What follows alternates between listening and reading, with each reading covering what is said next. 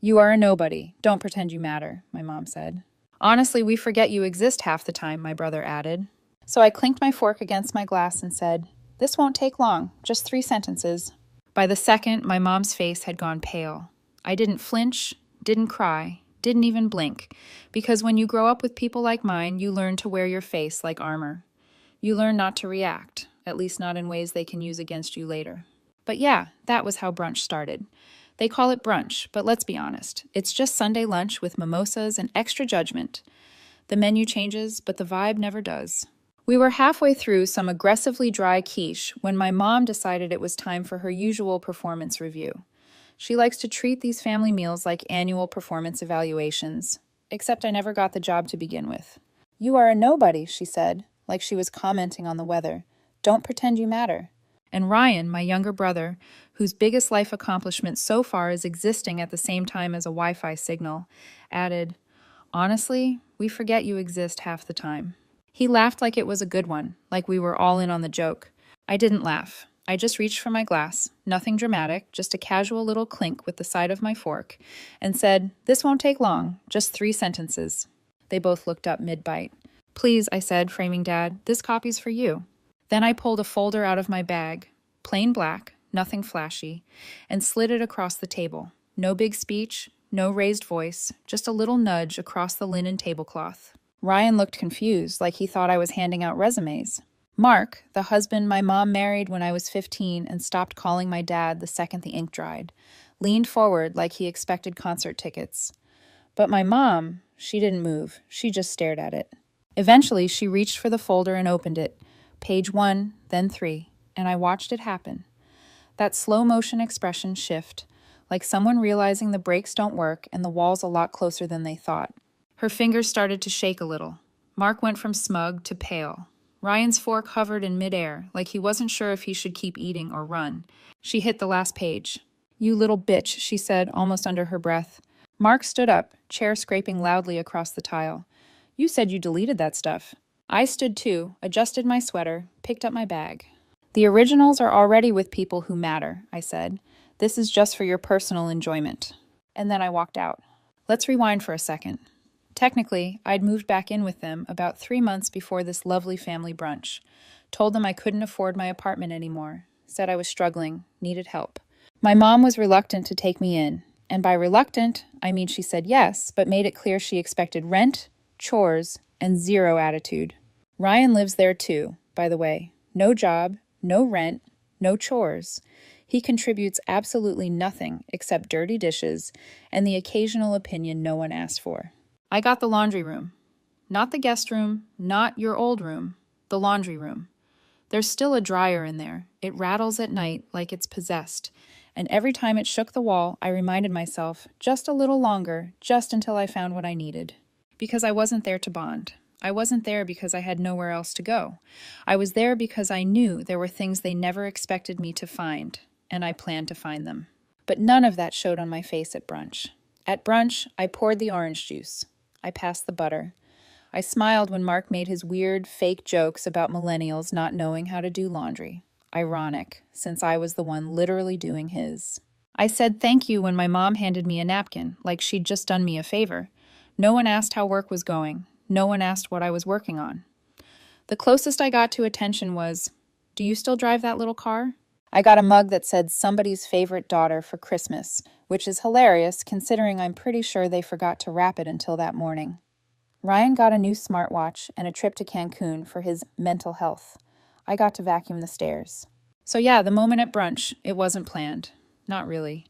But it felt ready, and when I saw her face go pale, when I saw Mark's eyes flick to the door like he was calculating how long it would take to make a run for it, when I saw Ryan finally shut up for once, I knew I'd hit the vein. I didn't need to scream. I just needed to tell the truth, and I wasn't even close to done. You know how some people talk about their childhood like it was a sitcom? Lots of inside jokes, weird family traditions, embarrassing birthday party stories that everyone laughs about now? Yeah, that wasn't mine.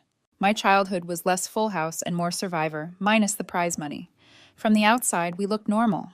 Holiday cards with forced smiles, family vacations that somehow made it into scrapbooks, a fridge covered in Ryan's terrible school drawings like he was the next Picasso. But inside, it was like growing up in a group project where I was the only one doing any work and still getting blamed for the bad grade. Ryan was always the star, the golden child, the one who could break things and be called spirited. I once knocked over a cup of juice and got sent to my room for being careless and dramatic. At one point, I seriously started to wonder if they had just forgotten I was there. There was this one day, I was 9, when I came home excited because I'd won this small art contest at school. Wasn't a big deal, but I was proud. I showed my mom the certificate. She looked at it and said, "You really should focus more on science. Art won't get you anywhere." Ryan brought home a participation ribbon for Best Listener the same week. She framed it. That kind of stuff adds up. It wears you down in ways that don't show on the outside. You start to question if maybe you're the problem. Maybe you really are, just less interesting, less likable, less worthy. The only person who didn't treat me like an afterthought was my dad. He wasn't flashy or dramatic. He didn't go around giving speeches or trying to win Parent of the Year. But he showed up. He helped with homework, made the best grilled cheese on the planet, let me ramble about books I was reading, and actually remembered what I said. He was steady, quiet.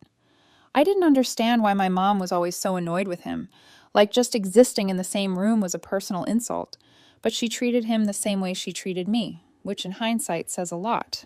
Still, I didn't question anything, not until the day everything cracked open. I was 12, sitting in the living room, eating dry popcorn and watching a show I didn't care about. Ryan was upstairs. Mom was on her phone. She turned off the TV and said she needed to show me something serious. That's never a good start. She scrolled through her messages, held out the screen and said, "This is from your father. You need to see what kind of man he really is." The message was short, just one line, "If you take her, I'll kill you both." I remember staring at the screen, not fully processing it, like my brain just glitched. She told me he was dangerous, that she'd always known something was off about him, that she was filing for full custody to protect me. She rubbed my back like she was the hero in all this, said I didn't need to be scared anymore. I didn't even cry right away. I just sat there stunned, like someone had pulled the floor out from under me, and I was still mid-fall. Then came the court stuff, the silence, the new rules, no phone calls, no visits, no, "We'll figure it out," just done. My dad was erased overnight, like someone edited him out of the script, and I was told to be grateful. What followed were the rebuilding years, as my mom once called them, which is hilarious because she never rebuilt anything. She just rearranged the control panel. I became her emotional punching bag, her live-in help, the kid she didn't want but had to manage. Ryan got louder, lazier, meaner. I got invisible. She stopped pretending we were a family.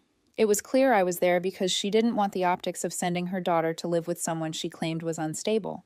But the love, the softness, the basic human decency, gone. I didn't think about my dad for a long time. Not really. I shoved him into a box labeled dangerous and closed the lid. But some things don't stay buried, especially not when they never made sense to begin with. There were too many things that didn't line up, too many moments when I'd hear someone talk about their dad and feel this weird ache, like I was grieving a death no one acknowledged, and the message itself just never felt right. My dad wasn't that guy. He was the guy who cried watching Finding Nemo, the guy who apologized if he raised his voice even a little, the guy who told me he loved me every single time we talked. But I never said anything out loud, because if you start questioning one lie, you have to question all of them. And I wasn't ready for that. Not yet. Fast forward to my 20s. The ache got louder, the questions got heavier, and one day I picked up my phone and sent a message to a number I wasn't even sure still worked. I said, "Hi, I don't know if this is still your number, but I wanted to say hello. Leah." He responded 15 minutes later, and that's when everything started to unravel. I didn't go back. Not after brunch. Not after the folder hit the table and Mom's face did that thing where her expression crumpled, but her pride wouldn't let it finish the job. I walked out and didn't turn around. Didn't take leftovers. Didn't even grab my coat. Wasn't that cold, and honestly, I needed the dramatic walk more than I needed sleeves. I checked into a short-term rental under a fake last name, nothing dramatic, just enough to keep things quiet while the blast radius settled. 2 hours later, my brother texted me, "What the hell did you just do?" Followed by, "Mom's having a meltdown. Mark's yelling. They won't tell me what's going on." I didn't respond. Not because I didn't want to, but because I really did want to let them sit in it. Let them sweat through their polo shirts and wonder how the whole house of lies suddenly caught fire. I wish I could say I had a master plan from day one, but the truth is, it started as a hunch on a really bad night. I was 23. I couldn't sleep. I'd been thinking about that message for weeks, the one Mom showed me when I was 12. If you take her, I'll kill you both. The thing that made me cut my dad out of my life like he was a cancer. The thing that made me scared of my own memories. But the older I got, the more it didn't add up. My dad was the kind of guy who made pancakes in the shape of animals, who used phrases like safety first, unironically. He wasn't the send violent death threats type. So one night I texted him, "Hi. I don't know if this is still your number, but I wanted to say hello." He replied 15 minutes later, "Leah, I've been waiting 10 years for this."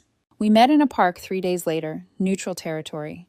I half expected him to look different, colder, like maybe the version I remembered was just childhood wishful thinking. He looked the same, just a little grayer, a little smaller. We sat on a bench and made it all the way to the second cup of coffee before I asked about the message. He didn't flinch, just shook his head slowly and said, "I didn't write it. I didn't send it. I never would." He didn't beg, didn't cry. He just said he was sorry. I believed it, but he understood why I hadn't. And the weirdest part, I believed him not because he had proof, he didn't, but because my gut stopped screaming the second he said it. So I started digging. At first, I didn't know what I was looking for. I wasn't a hacker. I wasn't some conspiracy theorist. I was just a daughter who wanted to know what the hell actually happened. So I did something about it. I trained, got certified, became a licensed private investigator. Full-on PI, not the trench coat kind, the legal, boring paperwork kind. Digital forensics, record pulls, metadata, bank tracing. And once I had that in place, I moved home. I told Mom I'd lost my job, said I couldn't afford rent, said I needed a little help getting back on my feet. She rolled her eyes and told me I could have the laundry room. Perfect. While she handed me dish duty and made sure I contributed. I went looking, and eventually I found it. It started with an old laptop shoved behind some sweaters. Password protected, but nothing I couldn't get through. Inside were folders. Sloppy names like Legal One and Assets Backup and, I kid you not, Do Not Open. I opened, and there was a draft of the message, the fake one. "If you take her, I'll kill you both." Typed in a Word doc. Saved 5 days before the date she claimed it was sent. There were notes in the margins, revisions. There was even a comment bubble that said, "Too dramatic." But that wasn't the worst part. I found emails between her and Mark from when they were still just friends, talking about how to make him look unstable, how to protect the money.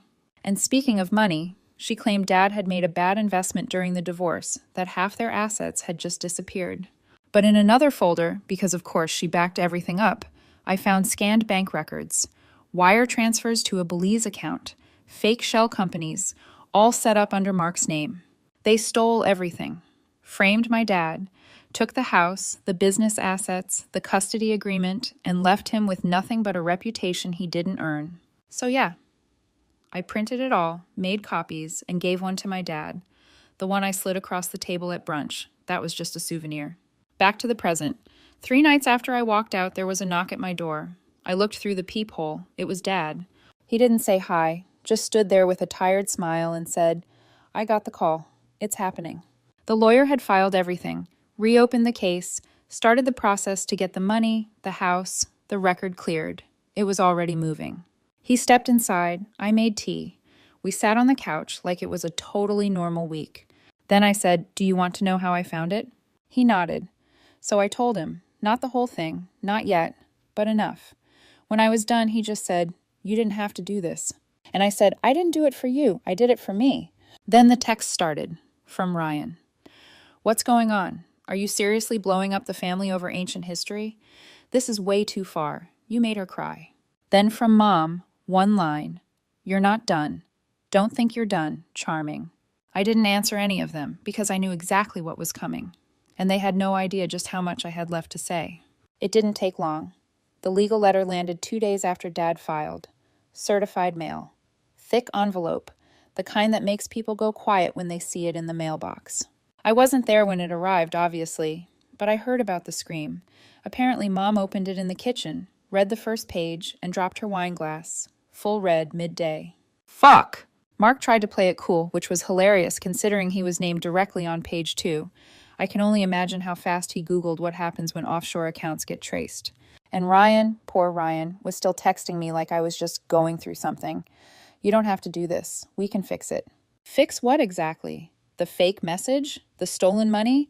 The fact that they treated me like a spare part for 20 years? Sorry, buddy. That ship burned. The court filings were airtight. Emails, drafts, bank records, all there in black and white. My folder wasn't just receipts. It was the whole damn audit. The judge moved quickly, not out of vengeance, just clarity. Said it was a pattern of deception that compromised custody, finances, and personal safety. Translation: they lied for years, repeatedly, on paper. The ruling? Full restitution. Every penny they stole had to be paid back, with penalties, with interest. They had to liquidate the house, the cars, the investment accounts. Mark even tried to argue that he didn't know what was happening, said he trusted his wife's financial planning, which would have been more convincing if he hadn't literally signed the wire transfers. They sold the house within 3 weeks, at a loss. My mom moved into a 2-bedroom condo with a leaky faucet and no insulation, and for once in her life, she didn't host a housewarming. But she wasn't done being dramatic. About a week after the ruling, she made one last swing. She created a Facebook account in my name. Same photo, same bio, even copied one of my old posts word for word. Then she started writing unhinged updates claiming Dad abused her, that I was unstable, and that we'd hacked her accounts. It was pathetic, also stupid, because it took about 15 minutes for the digital forensics guy to trace the IP address back to her house. Same Wi-Fi, same browser history, same laptop she used to stream her Pilates classes. The judge didn't even get angry. He just stared at her like she was a math problem with no solution. Miss Hartwell, he said, you fabricated a message, stole from your ex-husband, and now you're impersonating your daughter online. She tried to cry. It didn't work. Even Mark wouldn't look at her. As for Ryan, he vanished the second the money ran out. No loyalty, no apology, just a quiet unfollow on Instagram and, I assume, a frantic job search for something that didn't require a resume or accountability. He never texted again. Fine by me.